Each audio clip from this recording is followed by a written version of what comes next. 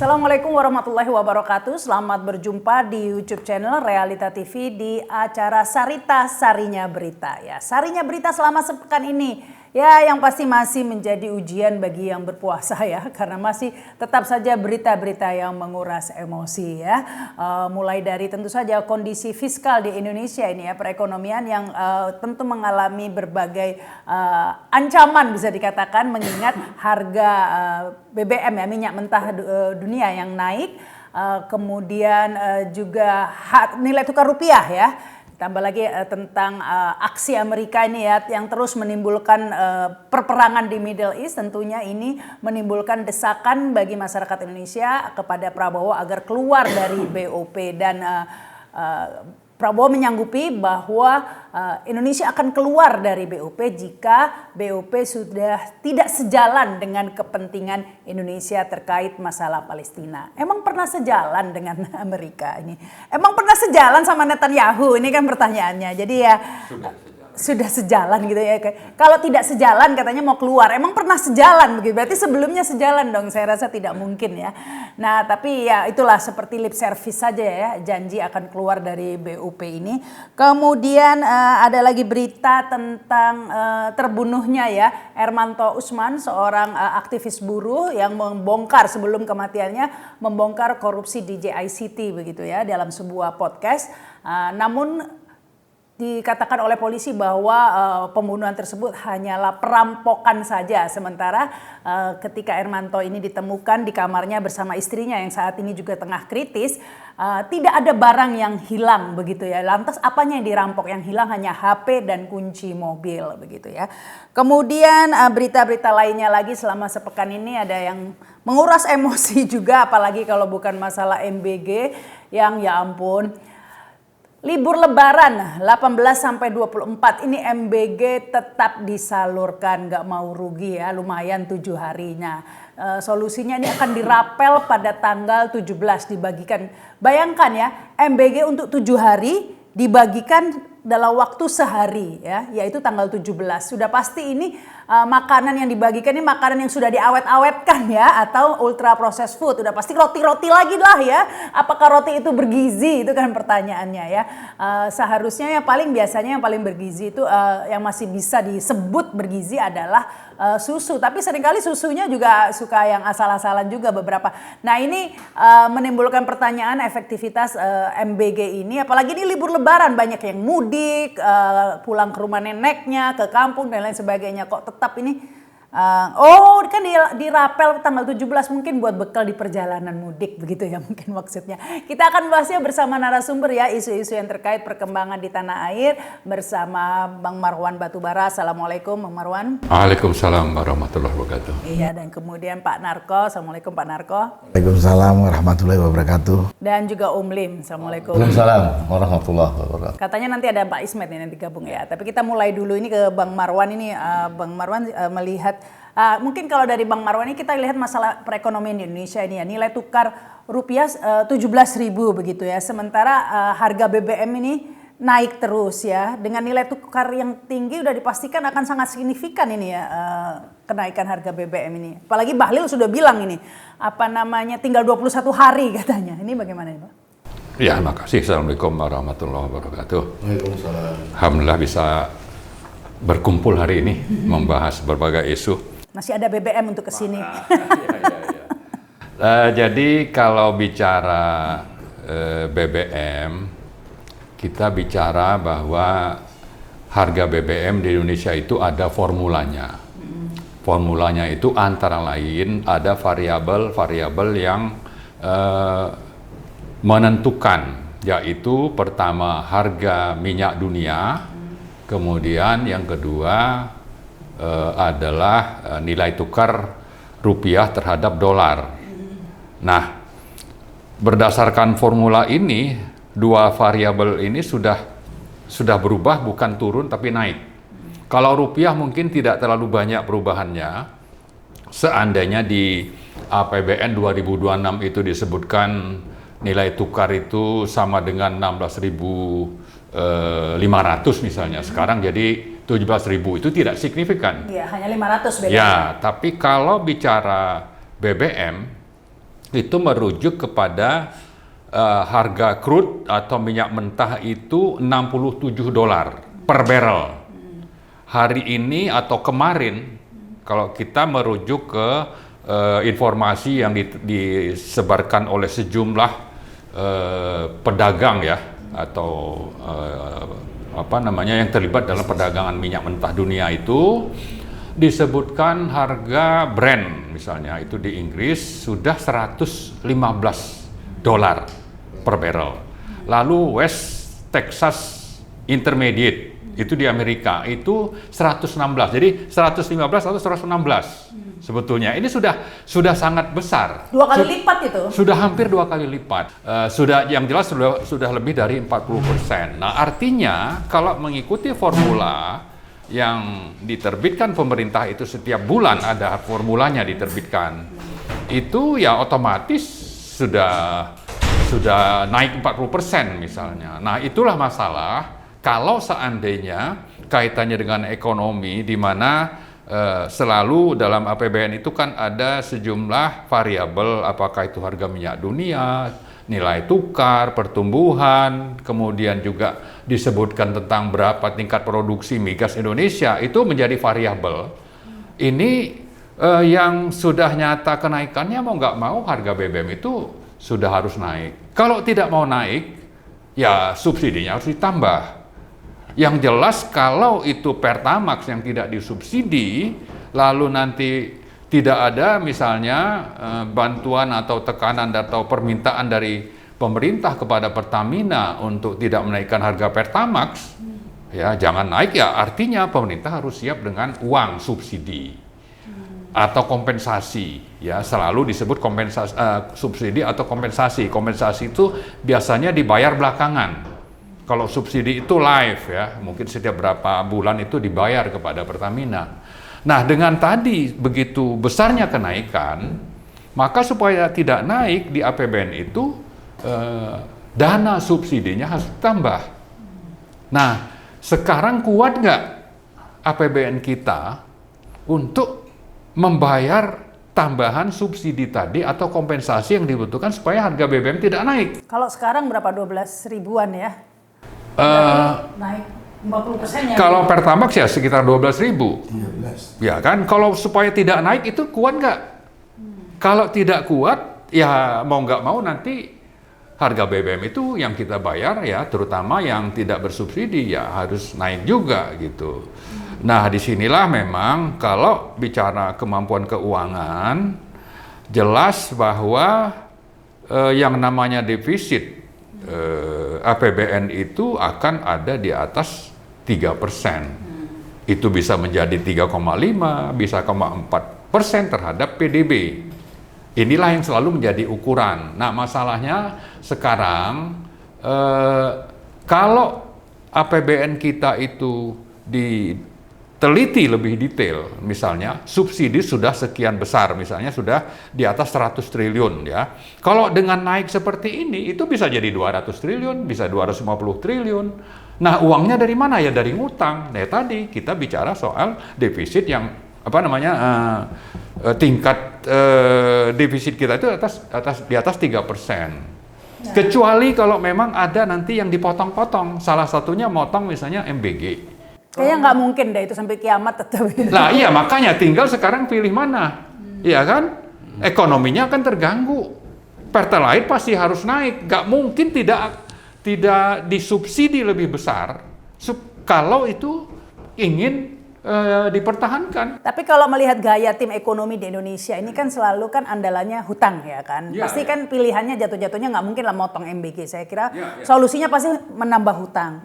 Ya, tapi menambah hutang ini juga akan menjadi juga saya rasa nggak semudah itu lagi, karena kan sekarang dunia internasional ini juga memandang negatif tentang kapabilitas Indonesia dalam mengembalikan hutang ya. Bahkan lembaga Fitch ya memberi nilai negatif begitu ya.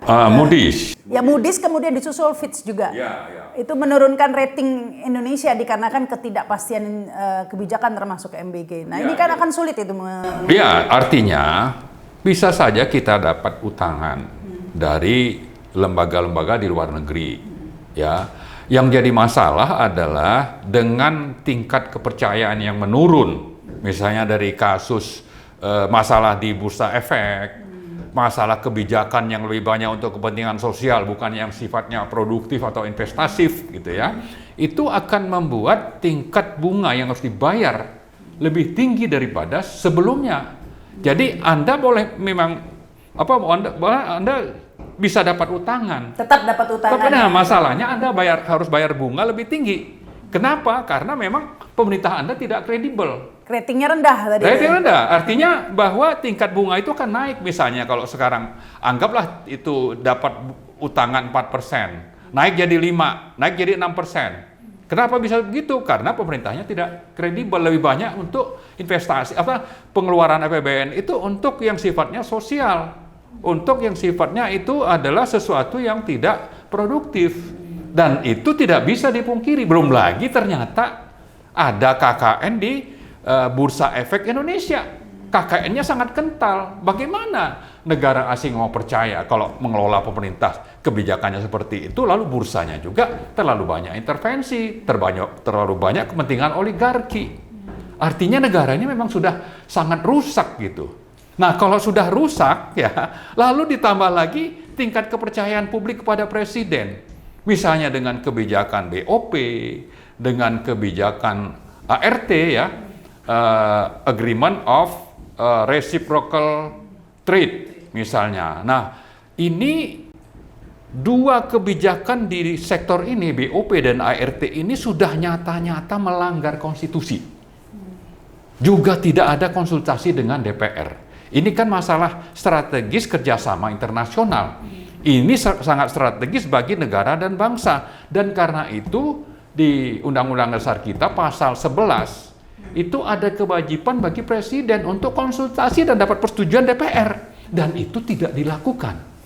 Begitu. Belum lagi nanti kalau bicara ART tadi ya, pasal 33 juga dilanggar. Jadi ada pelanggaran pasal 11 Undang-Undang Dasar, ada pelanggaran pasal 33 Undang-Undang Dasar kaitannya dengan misalnya ART itu.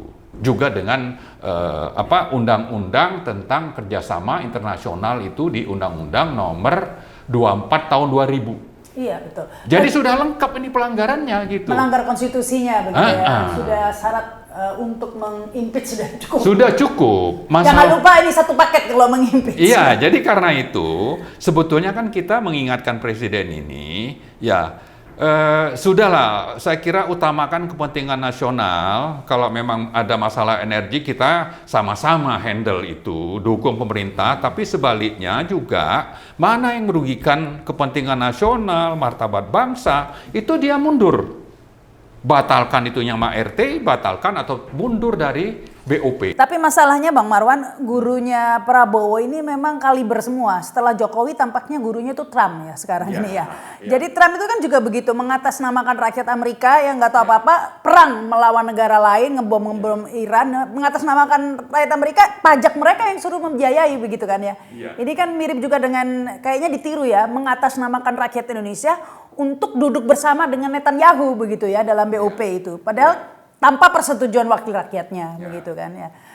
Nah ini sebenarnya sudah salah satu syarat untuk memakzulkan itu kan melanggar konstitusi. Ini sebenarnya sudah cukup ya, tapi kan harus melalui wakil rakyat juga ini ya. Ya, jadi kalau bicara pasal 7 ya, pemakzulan itu deliknya sudah lebih dari cukup.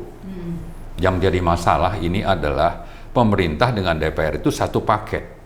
Ada dalam koalisi besar. Bundling gitu Pak. Nah, koalisi besar ini sebetulnya kalau mereka kembali ke hati nurani, kepentingan negara, kepentingan rakyat, ini tidak bisa dipertahankan. Karena itu ya harus ada yang memulai. Kita berharap sebetulnya kan PDIP memulai, ya meskipun katanya tidak masuk dalam pemerintah, tapi dia tidak oposisi juga gitu. Cuma ngakunya penyeimbang. Ini kan juga masih kita tidak mengatakan ini sesuatu yang diharapkan rakyat. Kalau oposisi ya tegas aja. Nah, tapi juga yang lebih penting lagi di koalisi itu misalnya seperti yang namanya PKS, PKB, PAN ya. PAN ini kan lahir saat reformasi misalnya. Nah, itu jangan sampai dilupakan. Nah, mereka harus memulai ini gitu. Jangan pertahankan di koalisi besar yang merusak bangsa dan mengancam kelangsungan hidup negara dan melindungi presiden yang harusnya dimakzulkan. Kayaknya sudah terlalu enak bagi-bagi. Iya. Artinya kita sebetulnya berharap mereka mulai bersuara tegas kepada Prabowo, partai-partai ini untuk minta segera keluar supaya Anda tidak di-impeach. Kan begitu kan? Kasarnya lah seperti itulah. Artinya ada peringatan di awal. Nah, sebaliknya presiden ini kan merasa nyaman saja, dia tidak perlu konsultasi.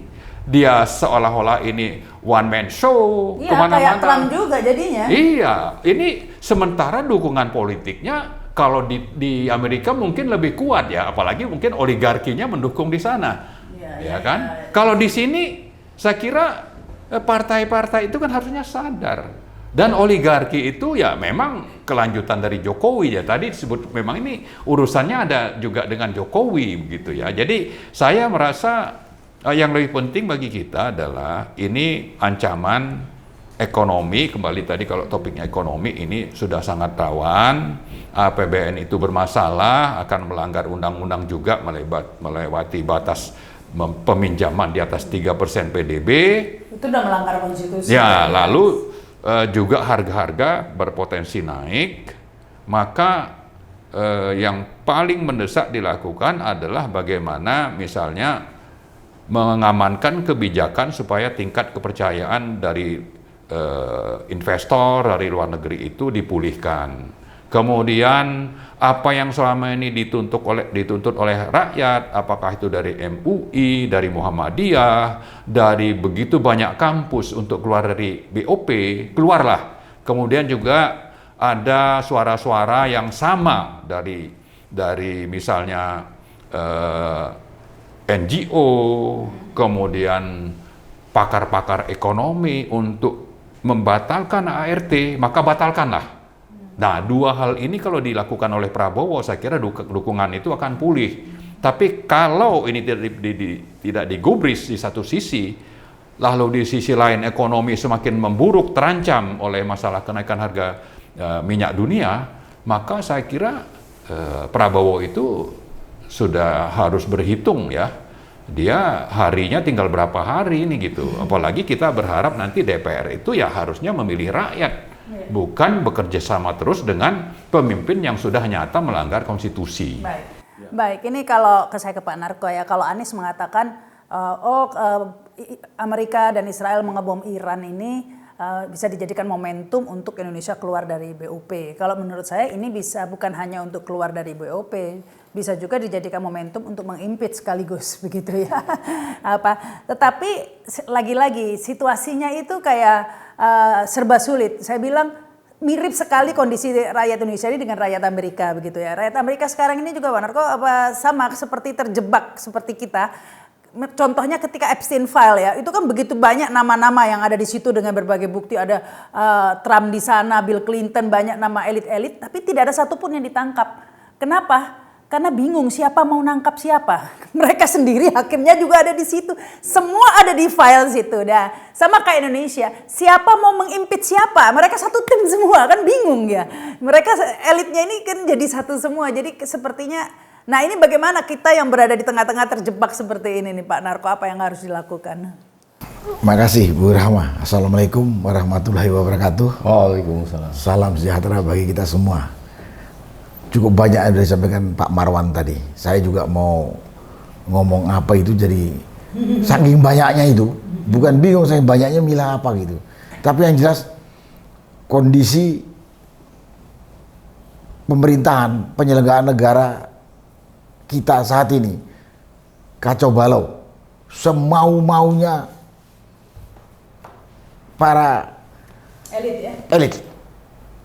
Yang namanya konstitusi, yang namanya undang-undang, yang namanya moral diabaikan semua. Ya, diabaikan semua. Nah, kita terus kembali tadi yang disampaikan tadi. Karena banyaknya itu tadi topik, banyaknya kondisi amburadul kacau balau yang ya tadi sudah melanggar konstitusi, melanggar norma, melanggar moral, dan mereka itu tidak sadar atau tidak peduli. Kalau menurut saya tidak peduli, karena dia nikmatin itu untuk kepentingan perutnya, keluarganya, dan teman-temannya, mengabaikan kepentingan rakyat atau kepentingan negara.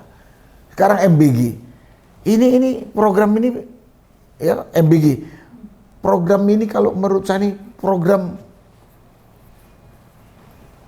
aneh atau program biadab. Kenapa saya katakan gitu?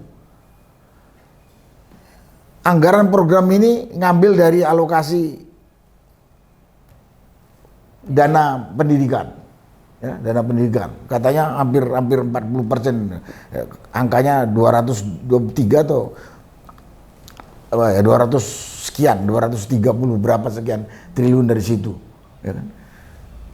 Dampaknya di pendidikan, maintenance, pemeliharaan infrastruktur pendidikan kacau balau. Silakan aja Bu Rahma lihat, baik gedung dan lain sebagainya. Guru honorer yang digaji dengan tidak manusiawi, tidak tambah sejahtera. Mungkin makin parah dengan diambil ini. Kemudian kita lihat di MBG. Ini kan aneh. Ini bukan bisnis. Ini bukan bisnis ini. Kalau bisnis itu kan dia memproduksi sesuatu kemudian ditawarkan kepada pasar. Ya kan? Pasar mau atau tidak mau. Dan mungkin ada kompetisi atau persaingan antar vendor atau antar ini. Ini tidak kan. Duit dari negara dipaksakan untuk diterima oleh anak sekolah. Bahkan rata-rata itu 50% dari alokasi. Rata-rata. Alokasi per orang itu seharusnya 15.000. Yang sampai ke anak-anak banyak sekali. 8.000, ada bahkan yang 6.000. Dan nggak dihabiskan itu Pak, ada survei dari... Bukan nggak dihabis. Ada survei, ya, di sekian triliun tuh jadi sampah. Iya, jadi sampah. Itu ada survei Celios. Celios dan Fisip UI juga mengadakan. Celios mengatakan 1, sekian triliun tiap bulan jadi sampah. Makanan itu jadi sampah. Begitu. Tak bergizi. Dan ada yang aneh lagi, kelihatan sekali bahwa anak sekolah ini atau anak-anak ini hanya dipakai untuk menarik uang APBN untuk hura-huranya si penyelenggara. Dalam hal ini BGN dengan SPWG. Kenapa saya katakan begitu? Tadi Bu Rahma udah mengatakan, hari libur dibagikan, puasa dibagikan, lebaran dibagikan. 7 hari dikasih sekaligus. Buntutnya dikasih semuanya barang-barang yang sudah diawetkan kan. Bahkan mudah-mudahan nggak jamuran itu. Ada roti, susu, buah dan lain sebagainya. Masa presiden dan penyelenggaranya di BGN tidak tahu? Ini cuma menarik uang APBN dengan dalih memberi gizi kepada anak-anak, padahal tidak bergizi. Ya tadi udah fakta kan. Hasil surveinya Celios dan mungkin tadi siapa bilang setiap 1 bulan itu 1, sekian triliun dari sampah. Dan saya lihat sendiri dan kita lihat di bukan di meme, di media sosial, di video banyak sekali yang mengatakan ada guru mengembalikan karena sudah jamuran, ada yang sudah berulat katanya kan. Udahlah Prabowo tuh nggak usah malu kalau dulu dari waktu kampanye mulutnya ngomong akan memberi makan gratis, nggak usah malu. Ini kan Prabowo kan mempertahankan malunya karena dia sudah mengatakan akan memberi makan gratis. Dan duit juga Pak Narko. Dan ini kita duga setelah ini udah jelas duit, tinggal ngitung aja lah. Saya katakan tadi bahwa alokasi 15.000 yang dimasak nggak sampai 50-60% yang diterima sama anak-anak, apa sih artinya kalau cuma 8.000 gizi apa sih? Dan lagi ini Pak Narko, keracunannya itu kan sampai ratusan, nggak ada yang ditangkap juga. Terus belum lagi yang terjadi keracunan, yang mudah-mudahan nggak ada yang meninggal gitu. Tapi saya dengar ada katanya 1 atau 2 orang. Terus dengan entengnya pemerintah atau mungkin Prabowo sendiri yang ngomong, Ya, yang jadi korban itu cuman 0,0 sekian persen dari yang diberi makan. Oh, nyawa kita ini nggak ada artinya, Pak ya. Nah, itu MB. Sekali lagi, saya minta jujur dan punya malu. Cuma satu, jujur dan punya malu. Presiden dan instansi yang menangani dalam hal ini BGN. Jangan hanya pikir duit saja. Apalagi sudah dipotong-potong seperti itu, terlihat lagi konyol, kotor dan rakusnya BGN yang Lebaran mau dikasihkan untuk 7 hari sekaligus. Ini kotor, rakus. Udah nggak bisa nih. Kotor hatinya, saya bilang kotor dan kerakusan itu. Jadi kalau menurut saya jujur, tahu diri, batalkan. Belum siap. Ada ini. Masalah kualitas MBG ini sendiri setiap kali diprotes ke BGN, ini ada komentar dari wakil BGN Nani S. Dayang justru mengatakan, oh kalau ada video tolong dilaporkan ke saya gitu, malah dikasih PR seperti apa. Kalau ada temuan silakan dilaporkan ke saya. Ini coba ini simak videonya. Kami sangat berharap dan sangat terbantu kalau masyarakat boleh mengupload menu, tapi tolong sebutkan sekolah di mana, SPPG desa mana, daerah mana, kecamatan mana, kabupaten mana. Hari itu juga kita tindak lanjut. Hari itu juga. Kan masalahnya mereka pada nggak tahu SPPG mana itu. Ya tahu, mah nggak tahu di mana. SPPG itu kan ada aturannya, nggak ada jauh-jauh. Hanya kan aturannya 20 menit dari sekolah. Nggak mungkin nggak mengetahui. BGN menjamin kalau ngupload di medsos akan aman, nggak didatangi. Aman Ya, nggak didatangi tentara atau polisi ya? Nggak ada. Pernah ada nggak? Ya, kemarin di Salatiga. Mana? Kamu tak lapor mana? Nggak ada.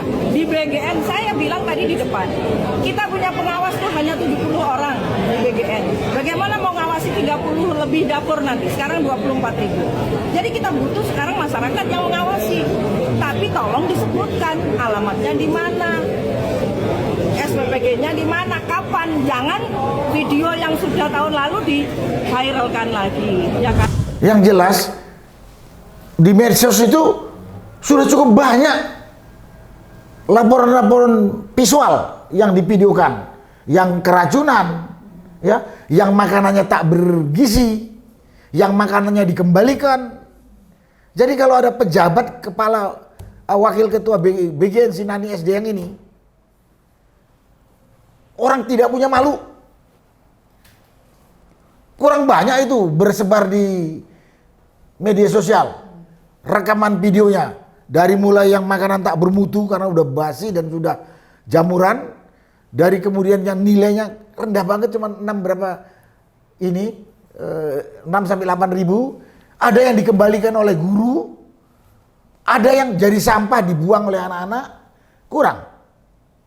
Karena katanya nggak ada ini Pak Narko, nggak ada apa itu alasan SPPG mana begitu. Padahal teknologi sekarang kan dicari tahu gampang. Gampang, itu alasan yang dibuat-buat saya. Saya masih dengan Prabowo juga beralasan. Ini kita niat baik. Niat baik. Kalau dia niat baik, kasihkan ke sekolah. 15.000 itu dimakan sama ini lah. Memadai lah kalau 15.000 mungkin. Walaupun mungkin buat kelas tertentu ya biasa saja lah gitu. Ini masalah lebih. Persatuan orang tua kata. Karena itu pada kesempatan ini yang perlu saya sampaikan, MBG ini program hanya untuk menarik uang APBN untuk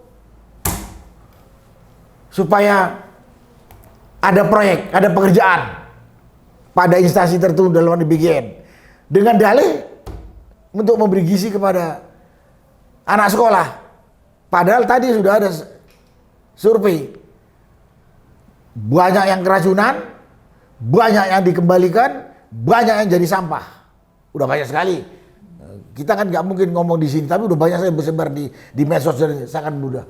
Nah, karena itu pada kesempatan ini, tolonglah jujur, tolonglah punya malu. Apalagi katanya ada yang mau dibagikan 7 hari untuk sekali ini. Makanan apa ini? Makanan kering ini. Ikan asin kali Pak. Ya nggak tahu lah. Tempe goreng. Malu, digoreng-goreng. Jujur, bertanggung jawab kepada generasi berikutnya. Ini masalah, ini MBG ini sudah jadi, dan ini kan sudah jadi apa? Jadi guyonan, jadi sindiran, jadi cemoohan rakyat kepada pemerintah, terutama kepada Presiden Prabowo. Masa nggak malu? Bisa rakyat itu ngerti. Ini lihat pelaksanaan 1 tahun ini begini-gini, kita evaluasi atau kita evaluasi dan kita rubah atau mungkin kita geser ke program lain yang lebih bermanfaat untuk tujuan tadi memberi gizi itu. Kalau banyak pihak, udahlah saya sebut aja Ahok mengatakan, kenapa nggak dikasihkan aja uang itu kepada orang tua? Orang tua udah paling tahu apa yang dimandukan anak dan lain. Anies juga ada ngomong gitu, Ahok ada ngomong begitu. Ya saya katakan orang-orang yang peduli dengan ini dan banyak lagi, mungkin ratusan. Tapi masih bebal juga, nggak punya malu. Saya bilang bebal dan tidak punya malu penyelenggaranya, karena dia tahu duitnya banyak gitu. Menyenangkan gitu. Apalagi pegawainya baru kerja jadi tukang cuci piring 1 bulan langsung dijadikan ini. Tapi kalau roti-roti nggak pakai cuci piring sekarang, tas-tas gitu. Nah, itu MBG. Pada kesempatan ini saya katakan MBG itu proyek kacau balau. Boleh katakan lebih banyak mudaratnya daripada manfaatnya buat anak, karena tujuan kepada anak kan. Silakan dicek. Itu. Nah, kemudian kalau ke bidang berikutnya masalah BOP, masalah board of peace atau dewan keamanan atau lembaga keamanan buatan Trump dengan Netanyahu. Saya juga jadi bingung di mana Prabowo masuk ke dalam situ. Kita tahu Trump dengan Netanyahu ini adalah iblis berwujud manusia. Saya katakan ini iblis berwujud manusia memimpin satu negara. Bagaimana biadabnya Netanyahu membantai orang Gaza, ratusan ribu. Ini membantai bukan perang. Dan Trump terlibat di situ mendukung Netanyahu. Kok katanya kok Prabowo tertarik? Ya tertariklah masuk ke lembaga atau dewan keamanan yang dibikin oleh iblis ini. Ini iblis. Kalau pernyataan saya, kenapa saya katakan gitu? Lihat bagaimana Netanyahu sebagai Perdana Menteri Israel membantai rakyat Gaza. Pemilik tanah ratusan ribu, sangat biadab. Sangat biadab. Nggak perlu lagi dijelaskan bagaimana biadabnya Israel membantai orang penduduk Gaza selama 1 tahun ini aja. Dan Trump terlibat di situ karena setiap ada negara-negara atau PBB mengeluarkan pernyataan segala macam sanksi. Resolusi. Ya, resolusi atau sanksi. Pasti Trump mendukung Netanyahu. Di veto gitu ya. Nah, di veto. Pasti mendukungnya. Belum lagi kelakuan Trump kemarin menculik Presiden Maduro dari Venezuela. Berarti kan Prabowo masuk ke salah satu blok, dan blok ini blok nggak jelas lagi ya, blok nggak jelas, blok biadab kalau saya katakan. Berarti Prabowo sudah keluar dari konstitusi, keluar dari prinsip-prinsip negara Republik Indonesia yang katanya non-blok. Kalau masuk ke blok baru yang betul-betul untuk perdamaian dan keadilan di dunia ini apa? Ini dua iblis ini loh. Dua iblis ini. Iblis ini, bukan manusia. Biadabnya seperti apa? Nah, kemudian baru dibentuk berapa hari. Tahu-tahu si Amerika dengan Israel menyerang Iran dengan macam-macam dalihnya. Dalihnya kan dalih dibuat-buat. Amerika itu menghancurkan Irak, menghancurkan Libya, dalihnya dibuat-buat. Katanya Irak atau Libya punya senjata pemusnah massal. Sampai sekarang nggak terbukti. Nah, sekarang katanya Iran punya mengembangkan senjata nuklir. Saya pribadi sebetulnya, kenapa rupanya kalau Iran mengembangkan senjata nuklir? Orang dia buat di negerinya untuk jaga diri dia gitu. Tapi sekarang tuduhan itu belum ada bukti, tidak terbukti. Sudah dia serang itu Iran dengan gabungan kekuatan dua negara ini. Nah, harusnya begitu Amerika dengan Israel menyerang Iran tanpa alasan yang masuk akal, tanpa alasan yang logis, Prabowo itu sudah bisa keluar. Namanya saja Dewan Perdamaian. Dewan Perdamaian. Damai kalau dia nyerang negara orang. Tapi mungkin Prabowo itu sudah terkunci. Terkunci dosanya, terkunci janjinya kepada si Trump mungkin. Itu dugaan semua orang. Kenapa Prabowo nggak mau keluar dari situ? Mungkin terkunci dengan atau tersandra istilah sekarang pada janjinya atau pada dosanya atau takut sama si Trump. Gimana nih? Di dalam negeri tersandra Jokowi, di luar tersandra. Itu dugaan segitu. Kalau namanya rakyat. Terus terang saja saya katakan kalau Israel itu memang punya konsep mengembangkan Israel Raya. Timur Tengah itu mau dikuasai sama dia sampai ke Persia. Jadi nggak ada alasan tuh. Kalau dia mengancam Iran, karena sampai saat ini negara yang nggak mau kompromi dengan gerakan Zionis itu kan Iran, Persia. Yang lain mau. Atau paling tidak terang-terangan melawan. Kalau Amerika, memang dia merasa dunia ini punya dia. Makanya dia selalu mendeklar, saya ini polisi dunia. Semua negara yang tidak mau tunduk sama dia dihantam karena dia kuat. Kemudian buntut-buntutnya mencari keuntungan ekonomi juga. Lihat Libya untuk keuntungan ekonomi, Irak keuntungan ekonomi, Iran juga apa yang dia karena sumber energi dan sumber daya alam di negara-negara yang ada itu cukup besar, mereka ingin kuasai. Di samping dia juga tidak mau ada negara, terutama negara Islam kuat. Terutama negara Islam kuat. Dua negara bangsat ini. Israel dengan Amerika. Yang saya sesalkan udahlah urusannya Amerika dengan inilah sama Israel. Dan saya yakin pada waktunya hancur Israel. Prabowo presiden kita ini loh, kok membawa negara kita masuk ke sana dengan melanggar konstitusi. Pembukaan Undang-Undang Dasar sudah mengatakan kemerdekaan itu adalah hak segala bangsa. Karena itu semua bentuk penjajahan di dunia ini harus dihapuskan. Nah, dia masuk sama penjajah.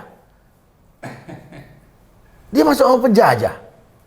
Kan dia udah melanggar konstitusi. Di pasal Undang-Undang Dasar 45 juga ada tugas kita itu, kita bernegara itu tujuannya adalah di samping meningkatkan kesejahteraan, mencerdaskan kehidupan bangsa, adalah ikut turut serta menjaga perdamaian dunia. Diikuti yang Prabowo, berarti Prabowo ini sudah lebih dari cukup untuk dimakzulkan atau diimpeach. Sudah cukup, lebih. Bahwa dia telah mengkhianati negara kesatuan Republik Indonesia. Mengkhianati seluruh rakyat Indonesia. Karena rakyat Indonesia itu keinginannya seperti yang tertera dalam konstitusi, dalam Undang-Undang Dasar 45 dan dalam Pancasila. Dia nyelonong ke sana saja.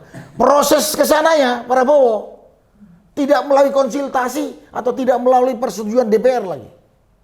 Jadi DPR juga sudah buta tuli ini. Tidak bertanggung jawab kepada negara. Harusnya dia tegur. Harusnya kita tegur. Ya karena itu pada kesempatan ini daripada kita hancur lebur kepada saudara-saudara sebangsa setanah air, ya mungkin kita yang ngambil alih. Karena eksekutif kita yang dipimpin Presiden Prabowo udah gak bisa dipercaya. Legislatif kita yang ada di DPR RI ini tidur saja, cuman jadi apa? Cuman penyetempel surat apa yang dibikin oleh eksekutif. Saya ingat pelajaran dulu, pernah sekolah tuh saya ingat. Kalau check and balances dalam satu negara itu nggak berfungsi, check and balances satu negara nggak berfungsi, satu negara itu lembaga utamanya itu kan eksekutif, legislatif, judikatif. Kalau tiga ini tidak punya check and balances terhadap partnernya, ya yang akan timbul apa? Diktator. Yang akan timbul diktator. Karena legislatif, parlemen udah membiarkan atau setuju dengan semua langkah yang dilakukan oleh penyelenggara negara. Oleh eksekutif yang kebetulan yang mengoperasikan negara. Mau begitu kita. Dan arah ke situ udah kelihatan sekali. arah Prabowo itu akan jadi diktator itu udah sangat kelihatan. Ya ini dengan masuknya dia ke BOP. Belum lagi dia menandatangani yang dikatakan oleh Pak Marwan yang namanya agreement on reciprocal Trade. tanpa persetujuan ini. Kelihatan kan dia tanpa konsultasi atau tanpa persetujuan DPR. Kelihatan kan ini semau-maunya Prabowo. Apa ini nggak bisa dikatakan diktator?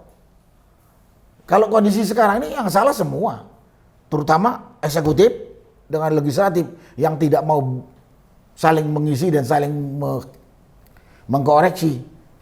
Walaupun di judikatif pengadilan sekarang banyak pengadilan main-main sama juga gitu. Jadi pada kesempatan ini saya pikir kalau rakyat mengambil paksa udah nggak salah. Karena orang-orang yang kita pilih baik di eksekutif maupun di legislatif tidak melaksanakan amanah kita.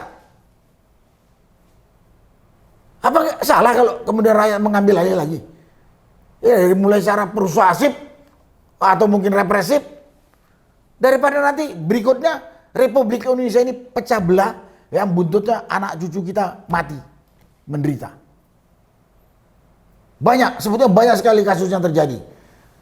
Banyak kekonyolan juga yang dilakukan oleh Prabowo. Katanya dia mau jadi mediator, hebat banget. Tanggung jawab di negerinya sendiri berantakan, kacau balau. Yang tadi saya katakan, MBG dan lain sebagainya, pelanggaran hukum atau penegakan hukum.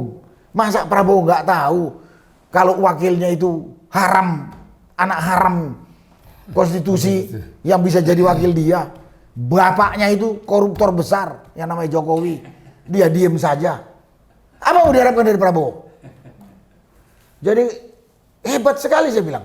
Mau mendamaikan Trump Netanyahu dengan Iran. Ngurus Jokowi aja gak becos, ngurus Gibran aja gak becos. Gayanya saja gede banget. Ngomong bela sungkawa aja nggak berani loh. Iya, kalau ke situ, ya dia takut sama Trump. Ali Khamenei, ya pemimpin tertinggi Iran itu gugur karena kelakuannya Trump bersama Netanyahu. Kalau dia kemudian dia mengucapkan belasungkawa, dia takut ditabuk sama si Trump. Dari situ kelihatan kalau Prabowo itu pengecut atau sudah terkooptasi sama dua iblis itu. Dua aja. Pengecut, tak berani dia menunjukkan jati dirinya sebagai Presiden Republik Indonesia yang rakyatnya mayoritas Islam. Ya, pengecut. Yang kedua, dia sudah terkooptasi dalam kelompok dua iblis ini. Saya kata ini dua iblis ini. Enak saja dunia ini mau dikuasain seenak perutnya dia saja gitu kan. Si Netanyahu bantai orang Gaza, si Trump dukung si Netanyahu. Apa lagi ini? Nah ini Prabowo masuk ke situ dengan segala macam dalih. Oke, kita kalau baca yang menyerang omongan kita ini ya Pak Marwan, banyak sekali kita ini dianggap nyinyir, dianggap sok pinter, dianggap ini itu gitu. Dan kemudian dia mengeluarkan jawaban. Ya tadi yang dibilang si Nani SD yang kalau ngasih laporan beri kita data yang lengkap. Guna apa dia punya penyidik? Dan data itu sebenarnya seperti tinggal buka googling dengan numpuk itu kan. Alasannya ini buat-buat dan banyak lagi gitu. Tapi untuk diketahui oleh pemerintah dalam ini Presiden Prabowo dan DPR, yang menderita itu rakyat. Yang akan hancur kalau ini terus berjalan juga rakyat. Yang notabene ya saya dengan mungkin anak cucu kita. Termasuk ya negara ini bisa pecah belah. Suara-suara sudah tidak percaya sama pemerintah kan sudah cukup banyak. Sudah sangat banyak provinsi-provinsi yang mengatakan, nggak apa kita lagi ikut pemerintah pusat Jakarta yang sudah sewenang-wenang nggak peduli. Pertama kemarin waktu ada bencana alam di Sumatera itu. Aceh sudah bersuara, Riau sudah bersuara, Sumatera Utara bersuara. Belum lagi Maluku, Papua, dan lain sebagainya. Jadi kali yang saya tekankan, yang menderita itu rakyat, yang bakal hancur itu negara kesatuan Republik Indonesia yang udah didirikan oleh orang tua kita atau founding fathers negara kita ini dengan darah, jiwa, harta dan segala macam. Tahu-tahu dikelola dengan suka-sukanya saja. Nggak ada. Semua negara itu punya konstitusi, punya hukum. Makanya ada pemerintah, ada parlemen. Ini pemerintah jalan sendiri. Merasa paling pintar. Dikritik, dibilang nyinyir. Kayak paling pintar gitu kan. Nanti kalau sudah menderita, baru ribut. Kita diajak menderita. Karena itu sebelum kita menderita parah, udah menderita ini. Betul berharap jangan lebih parah lagi menderitanya. Kita ngomong sekarang ini. Kita ngomong ini bukan kurang kerjaan. Bukan iri atau dengki sama sana. Karena kita sayang sama negeri ini. Sayang sama anak cucu turunan kita. Sayang pada negara ini.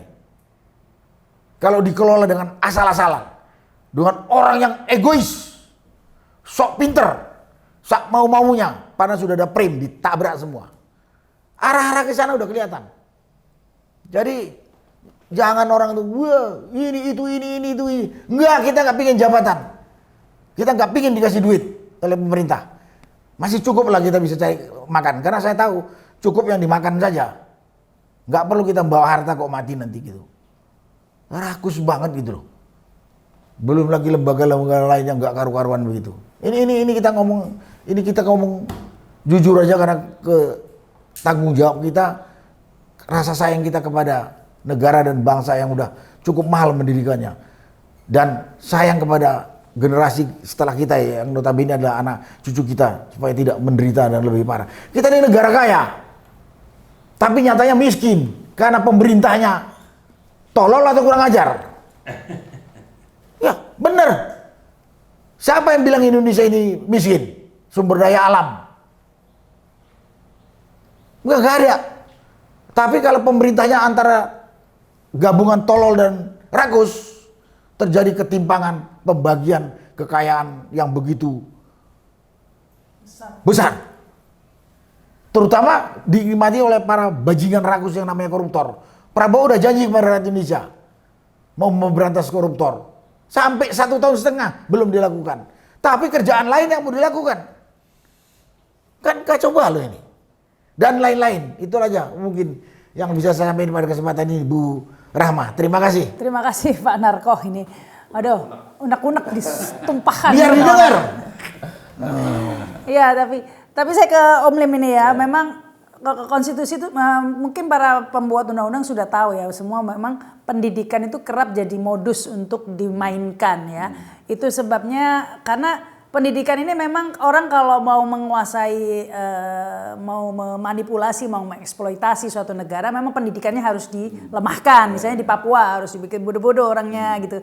Zaman Belanda dulu kita kan nggak boleh sekolah gitu ya.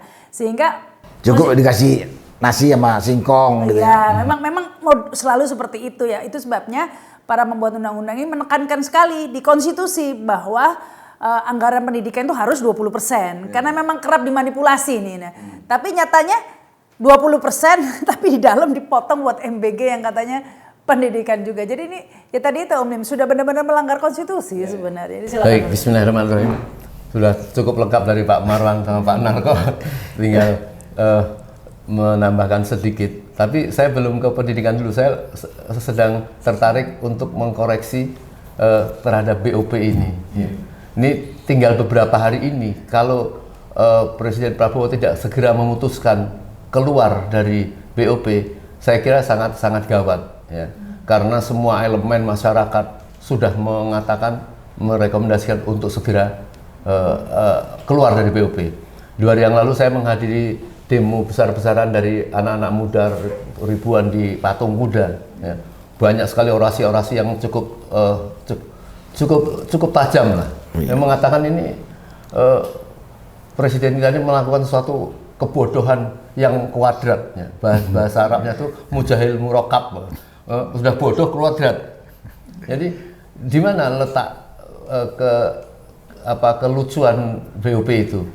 Ini perdamaian. Tetapi tidak melibatkan negara yang ingin dibela terhadap Palestina dan di Gaza kan. Dan yang kedua tidak melibatkan dan meninggalkan Palestinanya. Iya kan intinya mereka ini kan kemarahan orang. Yang kedua adalah Prabowo mengatakan kita harus bela Israel, harus menyelamatkan Israel. Ini kan kemarahan masyarakat dunia terhadap Israel ini kan mereka melakukan genosid yang sangat kejam dan tidak akan terbalaskan ya, kecuali pada akhir-akhir ini ada kegembiraan masyarakat dunia terhadap kemampuan Iran ternyata membuat rudal, membuat misil ya. Kalau di sini banyak pekerja-pekerja garmen, kalau di sana tuh perempuan-perempuan membuat merakit misil, merakit roket yang sekarang ini sangat membahagiakan. Mengapa seperti itu? Saya ingat, saya pernah sebulan ya di Gaza itu kekejaman Israel yang bersebelahan dengan Gaza itu setiap hari di sana pasti ada pesawat Zephyr yang lalu lalang tanpa perlawanan. Dan apa kerjaan mereka? Setiap hari mereka menembaki, ada semua menara-menara masjid itu yang tinggi itu kan ada semacam kayak buletan tulisan Allah itu pakai Zephyr seperti ditembak. Jadi kalau kita lihat masjid-masjid di Gaza itu nggak ada tulisan itu semua, isengnya itu seperti itu. Mereka melancarkan karpet boom, artinya karpet boom itu nembak langsung seenaknya aja. Dan yang kedua ada bom fosfor. Bom fosfor itu suatu bom yang berupa serpihan karena kulit terbakar. Kulit terbakar dan asapnya itu selama seminggu 2 minggu tidak akan, kalau kita siram air tetap asap, dan itu asap racun. Belum lagi bom raksasa. Ya, saya pernah memegang satu bom raksasa yang tidak berhasil meledak. Itu setiap ditembakkan itu kepada masyarakat itu jadi serbuan kecil-kecil dan masuk ke tubuh-tubuh orang yang kita lihat di rumah sakit di Ashifa itu mereka tidak concern kepada keselamatan mereka. Yang penting dia tetap menguasai negeri itu. Nah, ini yang tidak dipahami Prabowo, yang dikatakan oleh orang-orang para orator kemarin itu, ini sebagai kebodohan yang sangat luar biasa. Bagaimana kita melibatkan negara, dan seolah Prabowo tidak bisa menjaga kehormatan bangsa gitu, tidak bisa menjaga keselamatan negara. Ya. Nah, dengan kebijakan-kebijakan itu sudahlah mengeluarkan uang sampai berapa? 17 triliun. 1 miliar dolar. Nah, ini saya kira ada lembaga-lembaga Islam seperti MUI sudah berkali-kali, tapi kemarin saya lihat dari wakil ketua MUI itu, apakah dia secara pribadi atau secara MUI minta segera keluar dari BOP. Maka saya kira, saya berharap rakyat ini memonitor apakah dalam minggu ini Prabowo menyatakan keluar dari BOP. Kalau tidak, ya pantas saja Pak Marwan tadi mengatakan ini sudah layak sekali dimakzulkan. Saya tidak concern pada makzulkan. Ini kan sebenarnya mendorong Prabowo untuk dimuliakan supaya tidak dihina-hina oleh masyarakat dunia dan kita tidak berbahaya. Kalau sudah presiden tidak bisa menyelamatkan, menjaga kedaulatan dan kehormatan rakyat, untuk apa lagi gitu? Ya saya kira memang sudah patut untuk segera difikirkan untuk diganti. Karena semua rakyat tahu kemenangan dia itu seperti apa bisa menjadi presiden. Konon katanya dia pokoknya kepengen jadi presiden. Punya presiden kan mempunyai cita-cita. Apa kalau tidak melakukan satu cita-citanya berkuasa. Nah, maka itu bisa ngatur sana sini. Itu. Kemudian masalah MBG, saya kira sangat tepat sekali. Jauh-jauh hari mahasiswa UGM itu mengatakan maling berkedok gizi. Ini memang betul maling. Karena ini dana ini kan diambil dari dana pendidikan. Kurang lebih 700 berapa, hampir 800 triliun. Cuma tinggal sisa berapa? Apakah keputusan keputusan anggaran DPR seperti itu bahwa ini salah? Kan berarti ini diambil, ini kan seolah memang salah. Jadi kenapa tidak dikoreksi ulang? Apakah pendidikan itu hanya semata-mata untuk makanan, dan sekarang dikatakan bisnis. Ini kan bukan suatu bisnis, tapi suatu betul-betul mencuri dengan berkedok seperti itu, dan tanpa ada proses tender atau apa. Ini anak kelompok-kelompok semua yang diperkirakan kalau tuduhan dari apa itu BEM UGM ini hanya untuk persiapan pemenangan, untuk menyelamatkan kemenangan berikutnya. Ini sangat buruk sekali. Jadi saya kira harus segera dihentikan itu. Itu bukan bisnis ya. Ini adalah betul-betul harus dikembalikan kepada pendidikan guru, membayar guru honorer atau menyekolahkan guru-guru keluar dengan supaya kualitasnya lebih bagus. Itu baru meningkatkan pendidikan. Kalau cuma untuk seperti ini kan kita ini betul-betul dimasukkan dalam suatu kubangan yang bodoh. Saya kira mungkin itu. Iya, saya jadi ingat ini almarhum Faisal Basri mengatakan ya, karena di Indonesia ini semuanya dengan uang begitu ya, sehingga ya korupsinya itu gila-gilaan ya. Asal punya uang siapapun Anda bisa jadi presiden. Monyet pun katanya kalau disediakan 400 T saja bisa katanya jadi presiden Indonesia. Terus apapun yang Anda lakukan asal punya uang bisa kok nggak dipenjara. Jadi akhirnya orang tahu ini senjatanya ya, kuncinya cuma uang begitu ya. Tapi saya kepikiran tadi soal desakan ini Om Lim untuk keluar dari PUP. Kira-kira kalau Indonesia keluar dari PUP ini duit 17T dibalikin nggak sama Trump? Mungkin belum dibayar mungkin. Belum dibayar. Belum. Dan 17T itu per tahun loh, saya dengar. Belum dibayar. Ya, Ya, tapi terus belum belakangan dibayar. kan disebutkan itu nanti akan dibayarkan dalam bentuk pengiriman 8.000 atau 20.000 tentara ke sana gitu. Jadi itu dibiayai oleh Indonesia katanya. Tapi apapun itu sebetulnya kan isu utamanya bukan di soal uang yang 17 triliun. Itu cuma salah satu tambahan, ya kan. Yang paling prinsip adalah ini masalah kemanusiaan. Kita bicara Pancasila, sila keempat yang beradab. Sementara Benyamin Netanyahu itu sudah membunuh lebih dari 70.000 orang di Palestina. 70.000 genocide. Lalu ICC, International Criminal Court, sudah menetapkan dia sebagai penjahat perang, si Benyamin Netanyahu ini gitu loh. Jadi sudah begitu banyak syarat ya untuk justru yang namanya Trump dan Benyamin Netanyahu ini justru menjadi musuh kita, musuh kemanusiaan.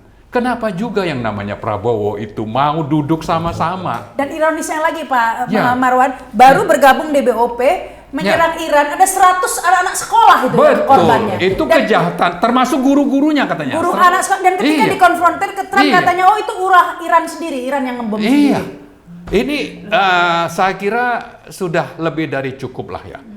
Undang-undang kita ini, dan ini bukan tanpa dasar. Kita bicara atas dasar faktual, data faktual di lapangan. Ada prinsip-prinsip konstitusi Pancasila yang dilanggar. Bagaimana bisa kita membiarkan presiden kita melangkah untuk justru kerjasama dengan penjahat itu, iblis itu yang tadi disebut oleh Iya, kalau Pak saya bilang, Narto. Rasanya dua manusia itu iblis itu. Ya, tidak mungkin kita biarkan. Nah, kita mau ini Indonesia ini bukan cuma diwakili oleh Prabowo. Kita bangsa terhormat, punya martabat gitu loh. Punya sejarah panjang yang harus kita selamatkan. Itu sebabnya kita bersuara saat ini. Dan saya juga mendengar dari beberapa orang di koalisi besar ya, kabinet Prabowo itu, bahwa mereka bersikap atas dasar bahwa ini kondisi darurat katanya. Jadi darurat mendukung sikap dari Prabowo untuk membiarkan penjahat, lalu juga membiarkan Netanyahu Israel terus membom, meskipun sudah ada yang namanya gencatan senjata, Darurat tapi ratusan apa itu? kali masih nyerang. Darurat apa itu? Makanya itu yang dijadikan dasar. Makanya saya sebutkan ini yang namanya orang-orang di kabinet ini ya, janganlah mencari-cari dalih ya bahwa ini dari Prabowo katanya, bahwa ini dilakukan karena darurat, ya kan? Jangan ini dipakai untuk membungkam atau mengkompensasi kejahatan mereka berkolaborasi dengan yang namanya Prabowo dan siapa Israel dan Trump. Darurat apa Malaysia bisa itu nggak gabung? Makanya itu, jadi saya kira ini sudah saatnya Maksudnya mereka. negara tetangga saja nggak gabung? Ya, bukan cuma tetangga, itu kan masih ada darah Islam dan Melayunya Malaysia itu. Yang namanya sesama NATO aja tidak setuju gitu loh. Inggris nggak mau. Ya, Inggris, Prancis, Jerman itu tidak mau. Spanyol sampai diancam-ancam akan dikenakan tarif. Itu negaranya terhormat gitu. Ya kan? Jadi urusan tarif atau pajak impor misalnya itu ya, saya kira bagi kita itu sesuatu yang rakyat bisa lawan sama-sama lah. Tapi kalau ini Prabowo terus melangkah, saya khawatir memang Prabowo ini punya agenda pribadi gitu. Bukan agenda untuk negara dan rakyat. Yang kalau kita urut katanya itu, kata rakyat itu paling banyak disampaikan oleh Prabowo. Dalam video yang ada yang mereview, 70 video itu paling banyak menyebut kata rakyat. Kata rakyat. Tapi rakyat yang mana gitu? Kalau dia justru pro dengan iblis. Ya kan? Tapi sekali lagi ini bulan puasa. Kita bicara baik-baik. Pak Prabowo yang kita minta segera untuk dilaksanakan kalau bisa itu besok, ya kan, keluar dari BOP, batalkan itu yang namanya ART. Ya, lalu yang ketiga, ya kita juga minta supaya DPR itu segeralah memulai proses pemakzulan seandainya ini tidak digubris oleh Prabowo. Jadi dalam minggu ini atau bulan puasa ini, saya kira ada waktunya bagi yang namanya partai-partai kabinet besar itu untuk bicara langsung dengan Prabowo untuk mengingatkan sambil juga kalau perlu mengancam. Kalau tidak mau mendengar, maka bulan puasa ini kita harap partai-partai juga sudah memulai proses pemakzulan Prabowo bersama Gibran yang memang sudah sejak kapan juga kita menyatakan itu delik untuk Gibran itu sudah lebih dari cukup. Nah sekarang ditambah juga dengan Prabowo yang deliknya menurut pasal 7 itu juga sudah lebih dari cukup untuk dimakzulkan. Jadi dua-duanya sudah saatnya nih. Kalau memang tadi tuntutan kita tidak didengarkan oleh Prabowo dan juga oleh partai-partai. Jadi sekaligus kita menuntut DPR sebagai wakil rakyat. Anda mewakili siapa?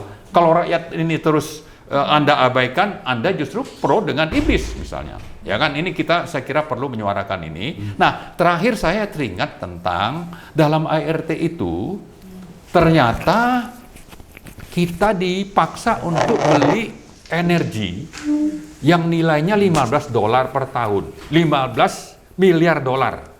Ya. 15 miliar dolar ini ada misalnya gas itu sekitar 4 miliar, ada crude 5 atau berapa, lalu yang paling banyak itu BBM.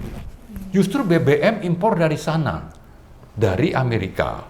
Yang selama ini memang kita paling banyak itu impor dari Singapura, kemudian ada Malaysia, mungkin ada beberapa negara di sekitar ASEAN, lalu dari Timur Tengah.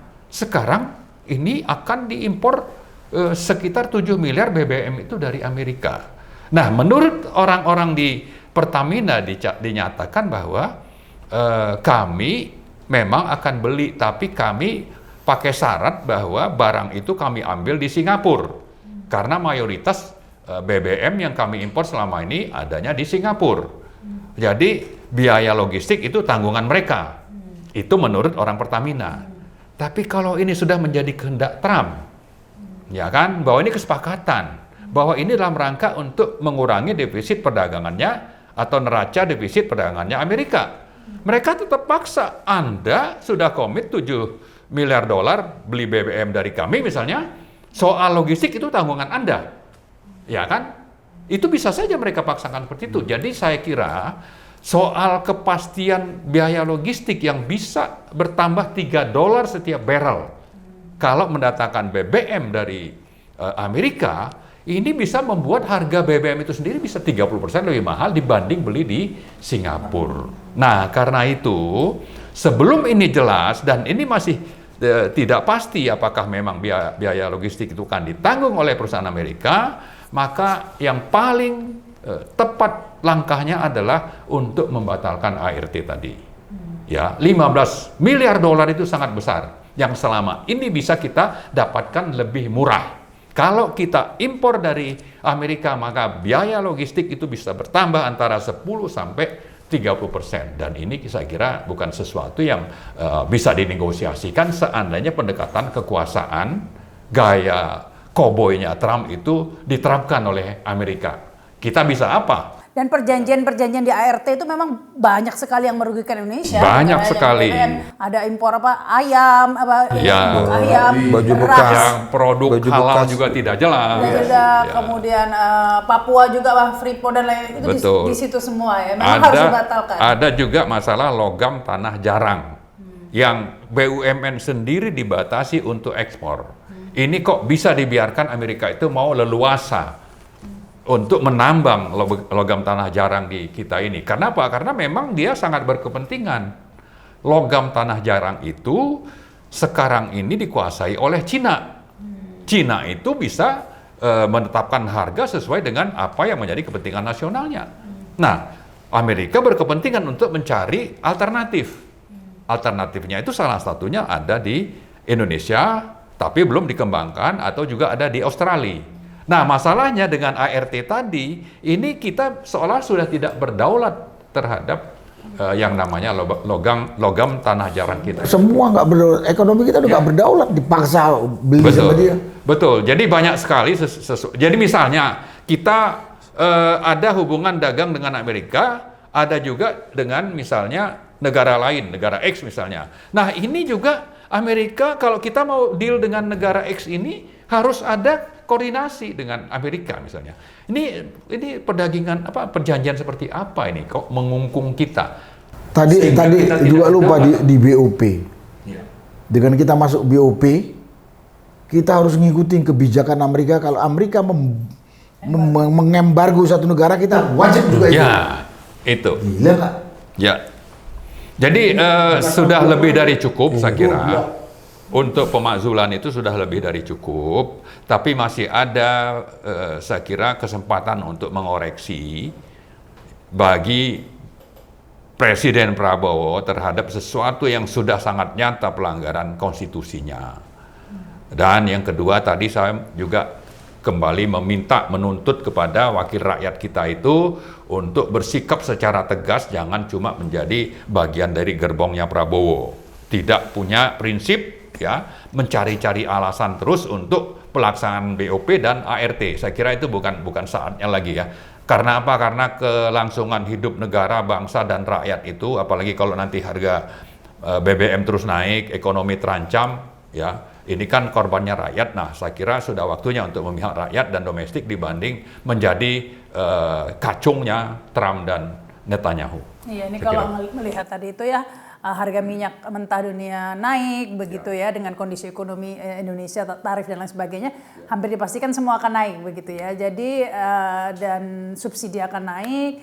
Biasanya Indonesia juga solusinya menambah utang, jadi bunga juga diprediksi akan naik karena kredibilitas kita juga di dunia internasional juga menurun. Jadi ini mungkin pesannya adalah kita harus kerja lebih keras lagi karena mau diperas pajaknya begitu ya. Untuk bayar utang, untuk bayar iuran BOP mungkin, untuk membiayai MBK dan lain sebagainya ya, untuk program-program yang sebenarnya sangat tidak konsisten dan tidak efisien begitu ya. Ini sudah bergabung juga nih Pak Ismet ya, meskipun telat. Ini silakan nyambung aja kan Pak ya. Ini silakan nih Pak Ismet. Ya, sebenarnya kan isu terakhir ini yang utama itu kan tuntutan rakyat terkait dengan keluarnya Indonesia dari BOP. Dan saya pikir ART itu adalah ikutan dari BOP. Ketika awal BOP ini Indonesia bergabung, kemudian berlanjut langsung kepada ART yang sangat merugikan kan.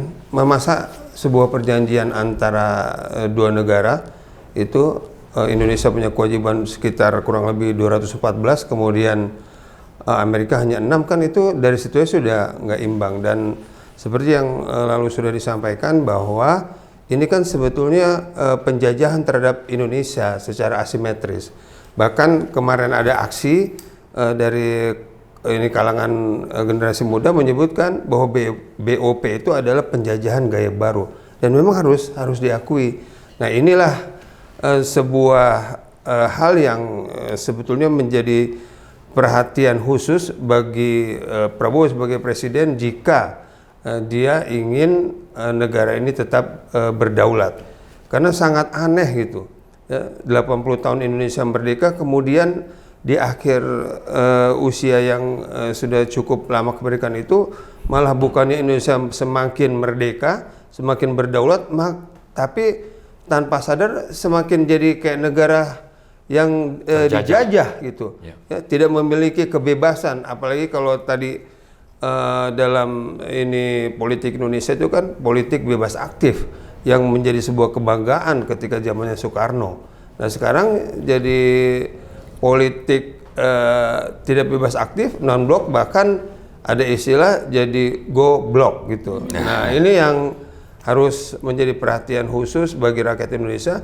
Apalagi dampak yang tadi sudah disampaikan oleh Pak Marwan, ini merupakan dampak yang multidimensi. Kalau sudah soal bahan bakar itu naik, sudah pasti dia akan mempengaruhi seluruh aspek ya kehidupan di Indonesia. Ya, baik, ini kita sudah ini putaran terakhir ini. Silakan ditambahkan singkat-singkat closing statement ini Pak Narko.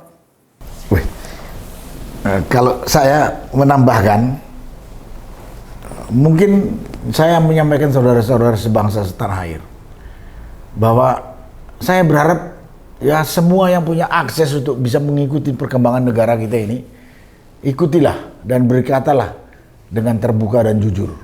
Walaupun memang ada risiko, karena rejim ini anti dikoreksi gitu. Daripada nanti kemudian setelah negara kita ini hancur lebur, kita juga yang menderita. Mereka itu enggak menderita mereka. Itu kepada saudara-saudara sebangsa setanah air itu yang punya kemampuan dan punya akses untuk mengikuti perkembangan kehidupan kita bernegara ini, bersuaralah dan sampaikanlah fakta yang ada di lapangan. Karena memang ada yang rada-rada budek. Ya tadi yang dibilang sama Bu Rahma, ada wakil ketua BGN mengatakan, kalau ini lengkapin kita, itu kan ada budek. Karena data ini sudah banyak di medsos itu kan. Kenapa saya katakan begitu? Jangan terlanjur, nanti kita menyesal. Anak cucu kita juga menderita. Kemudian kepada penyelenggara negara, baik yang di eksekutif, legislatif maupun di judikatif. Anda itu punya prim kerja, Anda itu punya tanggung jawab, Anda itu punya tugas pokok.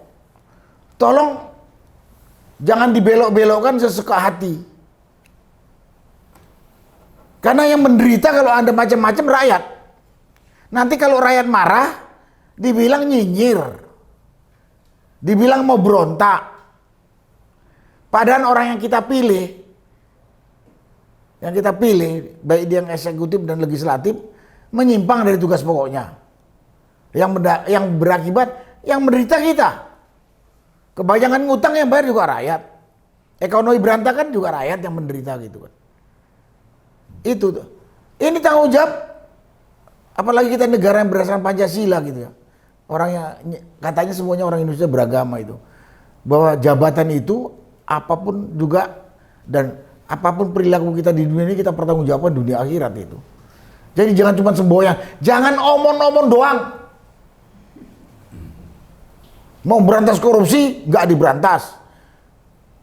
Legislatif yang tugasnya melakukan budgeting dan pengawasan nggak dilakukan dengan benar. Cuma nikmatin fasilitas yang diterima. Bapak-bapak ini kan, ibu-ibu yang jabat itu kan beragama kan.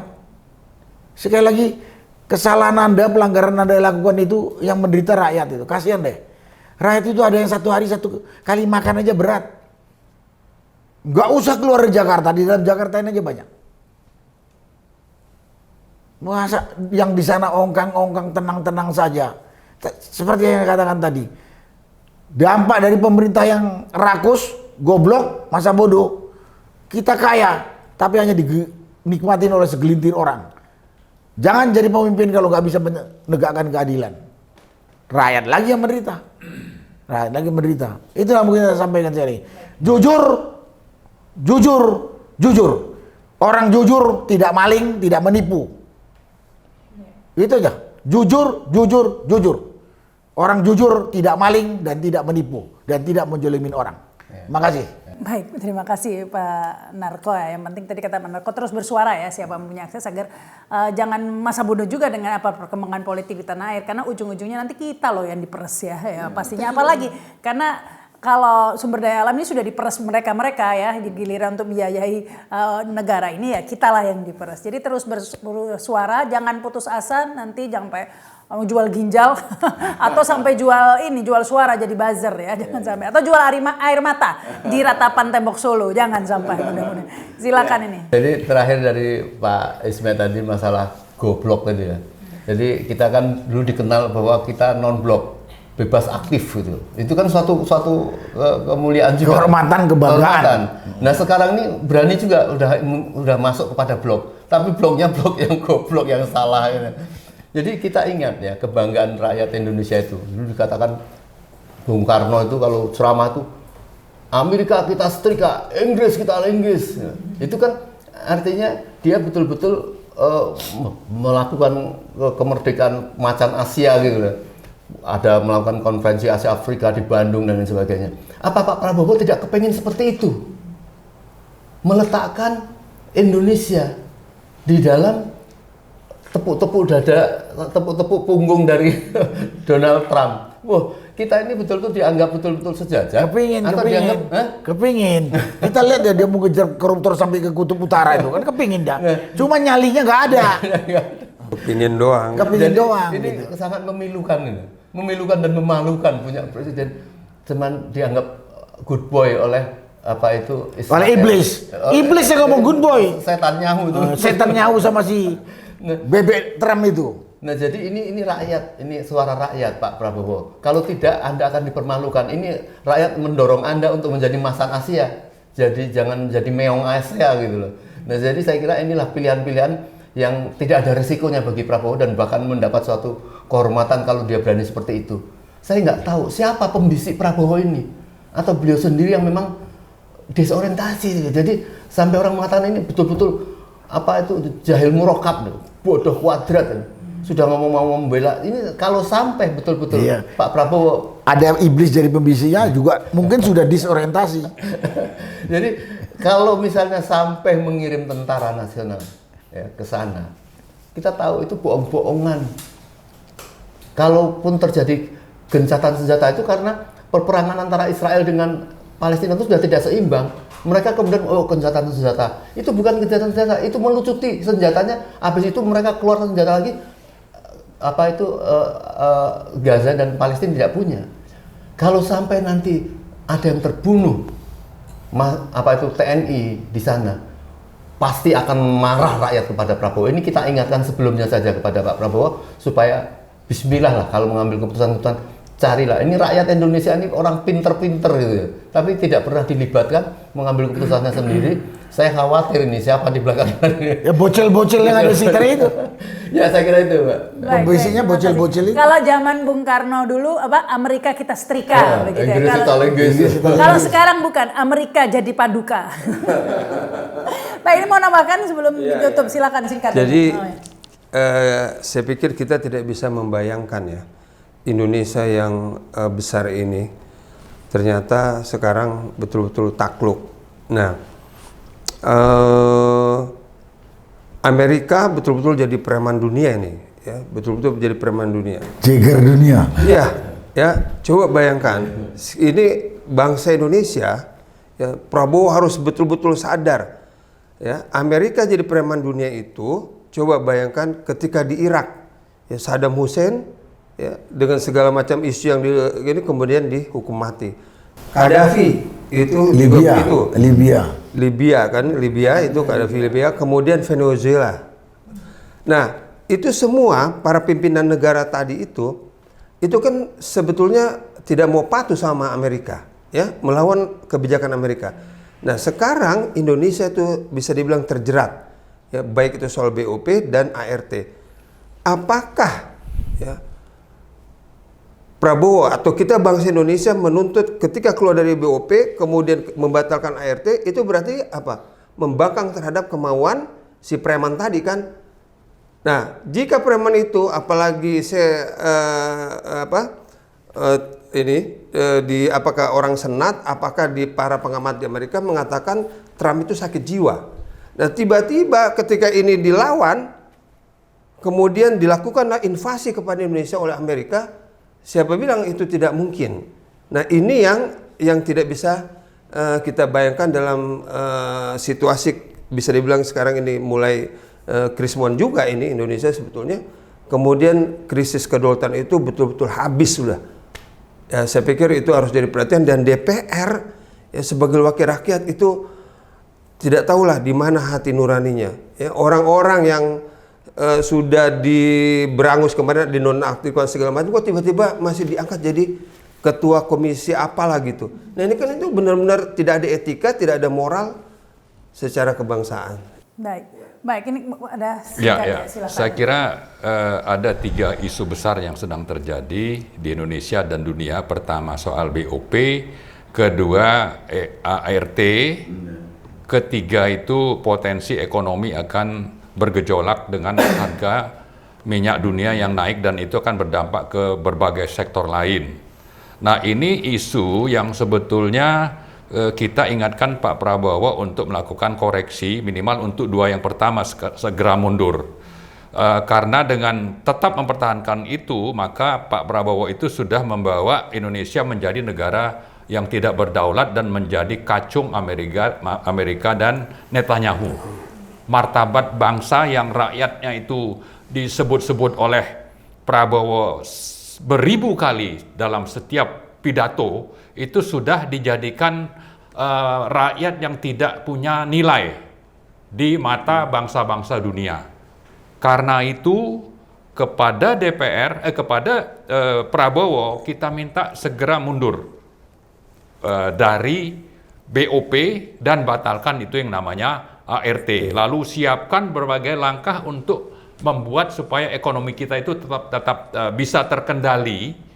Salah satunya memotong anggaran MBG untuk bagaimana supaya subsidi bagi kenaikan harga minyak dunia itu bisa lebih banyak dialokasikan. Nah, hal yang kedua yang terakhir yang kita ingatkan adalah bahwa yang namanya DPR, partai-partai harus berani bersikap terhadap Prabowo yang seolah-olah ini adalah one man show.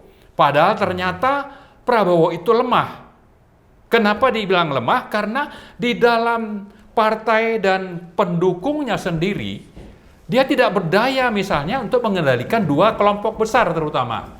Ya, saya kira kelompoknya itu kita ngomong terbuka sajalah. Ada kelompoknya Safri, ada kelompoknya Dasko misalnya. Ini saja dia tidak mampu. Ya kan? Nah, ini kalau ada dukungan dari DPR untuk membuat supaya Prabowo itu bersikap, ya, saya kira ini akan menjadi sesuatu yang akan merubah bagaimana Prabowo itu menjalankan pemerintahan. Ya, karena pada dasarnya dia sendiri tidak berdaya, mungkin saja karena ada pengaruh dari Jokowi yang masih kuat. Nah, karena itu DPR harus, ya, partai-partai itu, toh Jokowi partainya gurem, ya kan? Itu partai-partai yang besar yang jadi koalisi besar pemerintah itu kan bisa menyatakan sikap dengan tegas, jangan justru menjadi kacung-kacungnya Prabowo yang notabene artinya sama juga menjadi kacung-kacung dari yang namanya Trump dan Netanyahu. Partai-partai saya kira sudah saatnya untuk punya sikap yang tegas untuk membela kepentingan rakyat, dan perlu juga menyatakan mengancam kalau seandainya Prabowo tidak mau berubah sikap untuk segera dimakzulkan oleh partai-partai tadi. Saya kira itu mungkin. Baik, terima kasih. Ini pasti kita doakan ini ya, Indonesia yang tengah menghadapi ujian begitu ya, ujian menghadapi pemimpin yang lemah bisa dikatakan. Terus memang di dunia ini saya ini bingung, saya kalau baca berita ini saya ini masih hidup apa sudah mati dah. Kok banyak banget iblis apa udah di neraka ini kita ini orang ini.